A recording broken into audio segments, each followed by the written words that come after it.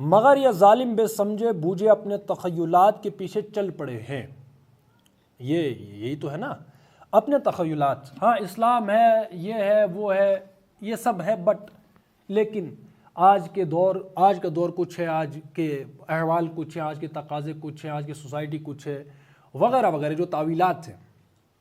تو تیسرے رکوع میں یہ جو ہم کل بھی کہا تھا، اس سے پہلے ہم بار بار اس بات پر توجہ دلاتے ہیں کہ ہم نے جو کلمہ پڑھا ہے، اسلام قبول کیا ہے، اب ہم نے اس میں خوبصورتی بخشنی ہے اس کو۔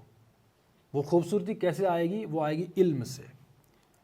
اللہ، آپ کوئی بھی شعبہ لے لیجئے، کوئی بھی نظریہ لے لیجئے، کوئی بھی بات لے لیجئے، اگر ہم اس کو جمالیات کے جملہ تقاضوں سے مس نہیں کر سکتے۔ ایک جمالیاتی پروسیس ہوتا ہے نا، مطلب جمالیاتی پروسیس کا مطلب ہے کسی بھی چیز کو خوبصورتی بخشنا، یعنی کسی بھی شے کو حسن کی نظر سے دیکھنا۔ اگر ایک مضمون ہے تو اس کو 100 رنگوں سے ہم باندھنے کے لائق ہونے چاہیے، باندھنے کے اہل ہونے چاہیے، مطلب ہمیں یہ آنا چاہیے، یہ فن آنا چاہیے، یہ صلاحیت ہونی چاہیے کہ ہم ایک ہی موضوع کو مختلف انداز سے، مختلف طریقوں سے پیش کریں۔ اور ہاں، انسان کی ذہنی سطح ہے، علمی سطح ہے، ذوق ہے، شوق ہے، وہ ڈیفرنٹ ہوتا ہے۔ تو ہر انسان کے سامنے ہم ایک ہی طرح کی بات یا ایک ہی موضوع کو ہر انسان کے سامنے ہم کھول نہیں سکتے، وضاحت نہیں کر سکتے اس کی، اور کسی کو قائل نہیں کر سکتے ہم، سمجھ رہے ہیں؟ جو انسان جس معیار کا ہو، یا وہ جو چاہتا ہے، مطلب میرے سامنے کوئی تقریر کرو اور میرے سوالات کچھ ہوں اور جو بولنے والا ہو اس کا موضوع کچھ ہو، یا وہ جس طریقے سے میرے سامنے باتیں پیش کر رہا ہے، تو میں تو وہ قائل نہیں ہو سکتا نا۔ تو گویا ہم نے سب سے پہلے کہ کس انسان کا ذوق کیا ہے، علم کیا ہے، ذہنی معیار کیا ہے، اس کے وہ کیا سوچتا ہے، وہ کس قسم کے جواب وہ ڈھونڈ رہا ہے، ہمیں وہ صلاحیت ہونی چاہیے کہ ہم اپنے اس مقصد کو، اپنے نصب العین کو دوسروں تک پہنچا سکیں مختلف زاویوں سے۔ تو خوبصورتی بخشنا یہ ہوتا ہے کہ ہم نے جو کچھ قبول کیا ہوا ہے، اب ہم اس کو خوبصورت بنائیں علم کی بنیادوں سے، یعنی علمی سطح پر، علم کی وہ جو ہے علم کے ذریعے سے، سمجھ رہے ہیں بات؟ اس سے یہ ہوتا ہے کہ ہم جو کچھ میں مان رہا ہوں، ہم مان رہے ہیں، ہمیں خود بھی یقین ہوتا ہے کہ نہیں، واقعی اس کی کچھ دلیلیں ہیں۔ اس لیے تو قرآن دلیلیں کیوں دیتے ہیں بار بار مادی چیزوں کی؟ یہ جو نشانیاں ہیں، میاں اور بیوی ہے، شادی ہے، اس کو بھی دلیل بنایا۔ انسان کو مٹی سے پیدا کیا، دن اور رات ہے، اس کو بھی نشانی کے طور پر پیش کرتا ہے اللہ تبارک و تعالیٰ۔ رات اور دن کا سونا، اس کو بھی اللہ تبارک و تعالیٰ جو ہے دلیل کے طور پر جو ہے وہ کیا کرتا ہے، پیش کرتا ہے۔ تو یہ ساری چیزیں ہیں۔ اچھا، یہ جو بجلی کی چمک ہے، خوف کے ساتھ اور طمع کے ساتھ، اللہ کہتا ہے میں دکھاتا ہوں، یہ بھی نشانی کے طور پر ہے کہ نہیں ہے؟ آسمان سے پانی برساتا ہے، اس کے ذریعے سے زمین کو اس کی موت کے بعد زندگی بخشتا ہے۔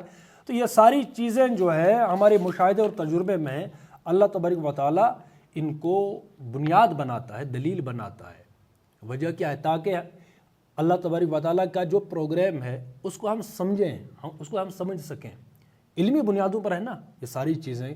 اسی نتیجے پر پہنچتے ہیں کہ اگر انسان نے پوری مادی کائنات، مٹیریل ورلڈ، اور اس کے بعد انسان جو شاہکار ہے، کلائمیکس ہے اس کائنات کا، اگر اللہ نے ان سب چیزوں کو پیدا کیا ہے، اور تھوڑی ہم ڈیپتھ میں جائیں ان چیزوں کی، ٹھیک ہے نا؟ اب آنکھ ہی لے لیجئے، انفسی نشانی ہے، یا انسان کو مٹی سے پیدا کیا، جو ابھی ہم نے پڑھا کہ اس کے جو جتنے بھی مادے ہیں، جو عناصر ہیں، انسان جن چیزوں سے بنا ہے مٹی کے، ان میں تو کوئی وہ جان نہیں تھی، کوئی انرجی نہیں تھی، ایک بے جان چیزیں ہیں، ہم کھاتے ہیں یہ سب، لیکن اللہ نے ان سب چیزوں کی ترکیب سے انسان بنا دیا، اور ایسا انسان جو ہے وہ بقول علامہ اقبال کی قیامت سے پہلے جو ہے وہ قیامت برپا نہ کر دے، اتنی اس میں صلاحیتیں ہیں۔ تو ہمیں کچھ عظمت کا احساس ہوتا ہے اللہ کی، اللہ ہے۔ اس کے بعد ہم یہی کہتے ہیں کہ اگر اللہ نے یہ سب کچھ پیدا کیا ہے، اب ہم اسی کے قوانین، اسی کے اصول زندگی میں باہر صورت جو ہے نافذ اور قائم کریں گے۔ کسی اور، اسی لیے تو ہم پڑھتے ہیں لا الہ، اب ہم کسی کو نہیں مانتے، تمام تر جو ہے انسان اللہ کے پیدا کردہ ہے، میں بھی انسان، دوسرے بھی انسان، تو انسان کو اصول نہیں دے سکتا، یہ بنیاد ہے۔ ان الحکم الا للہ، الارض للہ، الحکم للہ۔ پھر یہ چیزیں ہمیں سمجھ آتی ہیں کہ واقعی اس کی کوئی بنیاد ہے، ٹھیک ہے نا؟ تو جب یہ اس پروسیس کے ساتھ ہم گزرتے ہیں تو پھر ہم کسی کے تخیلات کے پیچھے نہیں چل پڑتے۔ جب ہم بحث کریں گے کسی کے ساتھ تو ہم دلیل مانگیں گے اس کو کہ بھائی تم دلیل دو قرآن اور سنت سے، سیرت سے، صحابہ کی سیرت سے، بات سمجھ رہے ہیں؟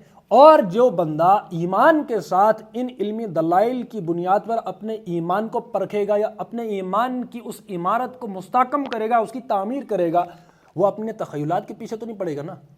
نہیں، یہ چیزیں تو ہیں وہی یہ ہیں، لیکن اب کیا ہے، معاشرہ ایسا ہے تو تخیلات، نہ ہم کسی دوسرے کے تخیلات کے پیچھے پڑیں گے رسم و رواج کے، اور نہ ہم خود اپنے تخیلات وہاں امپلیمنٹ کریں گے کسی بھی شعبے میں۔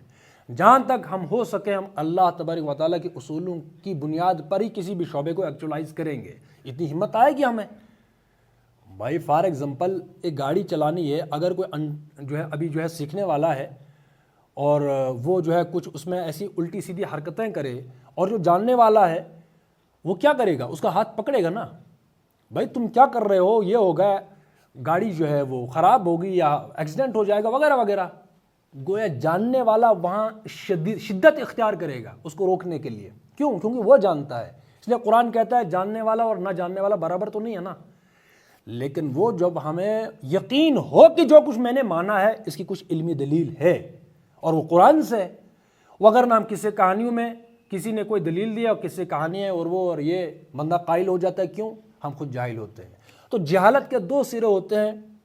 جب بندے کے پاس کوئی علمی دلیل نہیں ہوتی ہے تو اس کے دو سرے ہوتے ہیں، انتہا اور وہ دو انتہائیں اس کی۔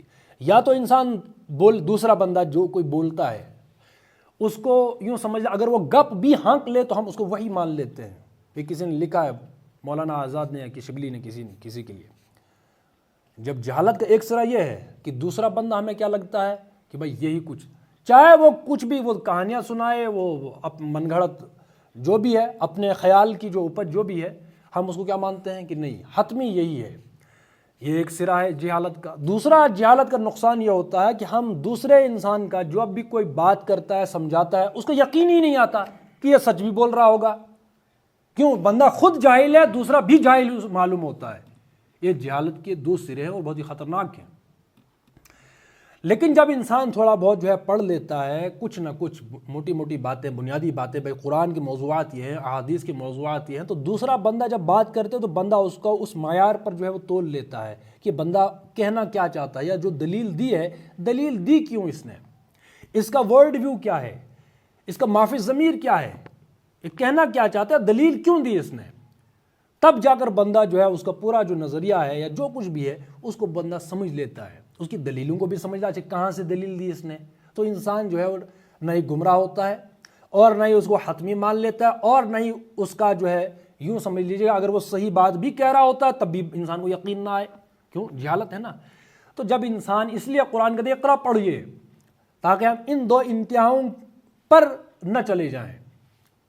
بات سمجھ رہے ہیں؟ دو انتہائیں تو بندہ جاہل ہی رہے گا نا۔ کسی کو آپ نے عالم مان لیا پورا کا پورا، یا کسی کو آپ نے جاہل مان لیا پورا، کیوں؟ میں خود جاہل ہوں۔ تو اس لیے خوبصورت بنانا اپنے نظریے کو، جو کچھ کہ میں نے قبول کیا اب اس کی علمی دلیل ہے، یہ خوبصورتی ہے اس کی مختلف طریقوں سے۔ اس لیے علوم ہے، مادی کائنات کی مثالیں اللہ کیوں دیتا ہے کہ ہر اینگل سے ہمیں وہ نظریہ پیش کرنے کی صلاحیت وہ پیدا ہو، چاہے وہ سائنس کی ہو، فلسفے کی ہو، نفسیات کی ہو، سائیکولوجی، جو بھی ہے جس بھی اینگل سے، یا ادب ہے، ٹھیک ہے نا، یا یہ جو مصوری ہے اس کے ذریعے سے بھی بہت سارے علوم ہیں دنیا پر، بات سمجھ رہے ہیں؟ تو ویسے خوبصورتی پیدا ہو جاتی ہے جو کچھ کہ میں کہہ رہا ہوں یا جو کچھ بھی انسان جو کچھ سمجھتا ہے، ٹھیک ہے نا۔